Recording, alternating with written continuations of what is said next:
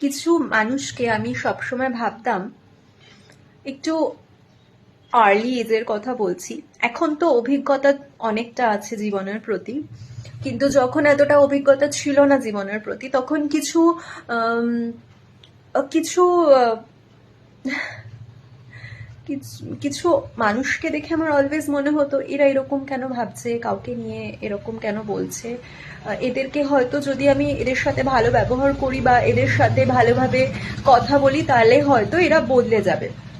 কোনোদিন যে মানুষটা অ্যাকচুয়ালি খারাপ, সে অন্যের খারাপ করবে, তার কাছে কোনো যদি কারণ না থাকে তাও সে অন্যের খারাপ করবে, কারণ সে মানুষটা ওরকমই, তাকে ওরকম ভাবেই অ্যাকসেপ্ট করতে হবে। পৃথিবীতে এরকম কোনো শক্তি নেই যেটা তার স্বভাব বদলাবে, কারণ সে যে খারাপ সেটা স্বভাবে খারাপ, অভাবে নয়।